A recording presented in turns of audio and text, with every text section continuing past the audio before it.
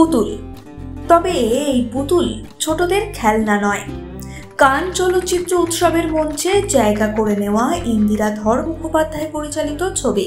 চলতি বছর মে মাসে হয়ে গিয়েছে বিনোদন দুনিয়ার অন্যতম বড় চলচ্চিত্র উৎসব কান চলচ্চিত্র উৎসব, আর সেখানেই জায়গা করে নিয়েছিল বাংলার পুতুল। মাতৃভাষা বাংলা, তাই কানের মঞ্চেও বাংলায় বক্তব্য রাখতে শোনা গিয়েছে ইন্দিরাকে।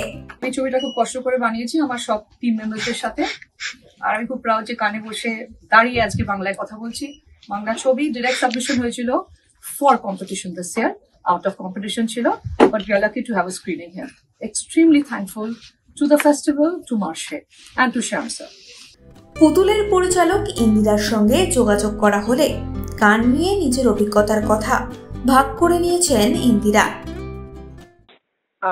ছবিটা যখন বানিয়েছিলাম তখন জানতাম না যে কানে ছবিটা অ্যাকসেপ্টেড হবে, আর কানের প্রসেসটা না খুব ডিফিকাল্ট প্রসেস। এখানে কেউ কিছু না কারোকে হেল্প করতে পারে না। আমি এটা সবাইকে বোঝানোর চেষ্টা করছি যে কানে রিচ করতে গেলে ভালো ছবি বানাও, সেটা যে কোনো সেগমেন্টে যাক না কেন, সেটা কম্পিটিশনে থাক, নন কম্পিটিশনে থাক, মার্শেতে থাক, সব ছবি তো স্ক্রিনিং হয় না, সব ছবি প্রিমিয়ার হয় না। আমরা যখন ছবিটা বানিয়েছিলাম, আমি আগে শর্ট ফিল্ম মেকার ছিলাম। I made a plethora of short films, feature film বানাইনি আগে। কিন্তু আমি যেই শর্ট ফিল্মসগুলো বানিয়েছিলাম, প্রত্যেকটা শর্ট ফিল্ম কিন্তু ভালো ভালো ফেস্টিভ্যালে গেছে। আমার একটা শর্ট ফিল্ম ডিরেক্টরস ফোর্টনাইটেও আমার সাবমিশন হয়েছিল 2021-এ সোচ বলে কানের মঞ্চে আমি বাংলায় স্পিচ শুরু করেছি। তারপরে কারণ আমি জানি হয়তো এই অপরচুনিটিটা অনেক ফিল্ম মেকার পায় না। ফেমের জায়গায়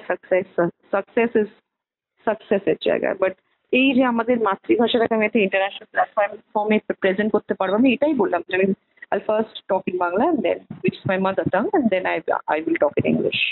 তো আমার যারা টিম মেম্বার্স ছিলেন তারা খুব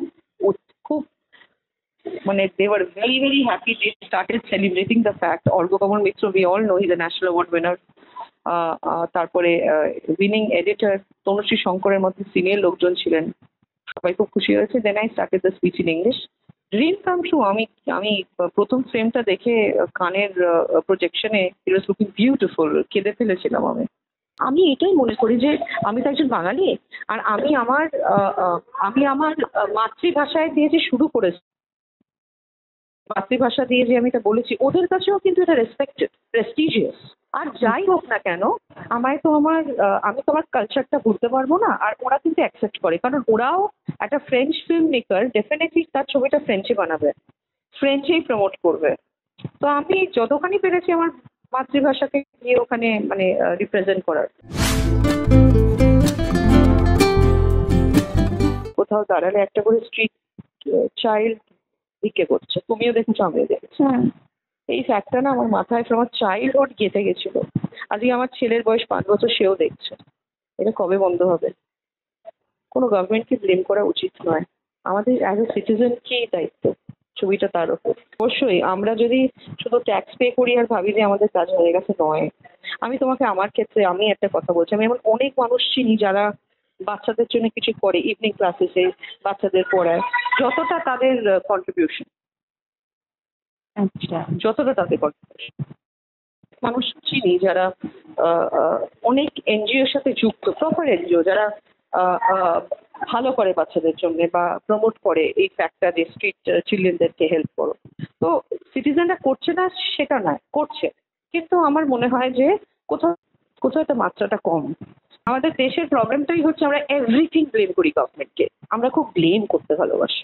that's the problem of the country. আর আমি তোমার একটা কথা বলছি আজকে, বাংলা ছবি বলে না, ছবিটা সত্যি ভাবিনি। Bangla is an Indian language, আমার মাতৃভাষা, আমি ভালোবাসি আমার মাতৃভাষাকে। আমি সেই জন্য ছবিটা এমনভাবে বানিয়েছি যাতে ছবিটার মধ্যে বাংলার এসেন্সটা থাকে। আমি খুব সিম্পল একটা ছবি বানিয়েছি, ভেরি ভেরি সিম্পল ছবি। আমার ছবিটা তুমি দেখলে বুঝবে, হ্যাঁ একটু ইন্টারন্যাশনাল টাচ আছে। তুমি দেখেই বুঝবে যে হয়তো ডিরেক্টর এত ছবি দেখেছে যে এমন একটা ছবি বানিয়েছে, এত ইন্টারন্যাশনাল ছবি দেখেছে, কিন্তু ভাষাটা বাংলায়। আমি খুব ভালো করে জানতাম যে দীর্ঘ 50 বছর কোনো ইন্ডিপেন্ডেন্ট বাংলা ছবি কানে স্ক্রিনিং হয়নি, প্রিমিয়ার হয়নি। আমি খুব ভালো করে জানতাম আমার স্ট্রাগলটা কোথা থেকে শুরু কোথা থেকে শেষ হবে, আমি খুব ভালো করে জানতাম। খুশি হয়েছি যে ইউকে থেকে, ইউরোপ থেকে, আমেরিকা থেকে বাঙালিরা এসছে দেখতে ছবি, যারা প্রবাসী বাঙালি তারা খুশি হয়ে আমাদের ছবিটা দেখতে এসছে। আমি খুব হ্যাপি হয়েছি। আমি একা না, 7 জন ছিলাম। অর্ঘ্য কমল মিত্রর জন্য এই বয়সে এসে it is his biggest achievement. কারণ সুপর্ণা ঘোষ আর অপর্ণা সেন, অঞ্জন দত্ত, এই যে চালচিত্র এখন ওনারই এমনি করা। উনি ন্যাশনাল অ্যাওয়ার্ড পেয়েছেন, আরো অনেক অ্যাওয়ার্ড পেয়েছেন। কানে কখনো যেতে পারেননি। আমি জানি না কতজন যেতে পেরেছেন। অর্ঘ্যদা was in tears to see the projection. Very happily he went. আর আমার এটাই মনে হয় যে বাংলা ছবি বলে শুধু নয়, আর্ট ফর্মটা কিন্তু ন্যাশনাল। আজকে 7টা ছবি, 7টে ইন্ডিয়ান ছবি আলাদা আলাদা সেগমেন্টে ছিল। সবার আগে আমার মনে হয় কানের কনসেপ্টটা লোকের বোঝা উচিত। আমি নাম নিচ্ছি না, এত ভালো ভালো ডিরেক্টরসরা আমাকে মেসেজ করে সাপোর্ট করেছে। তার মধ্যে একজনের নাম আমাকে নিতেই হবে, অনিরুদ্ধ রায়চৌধুরী।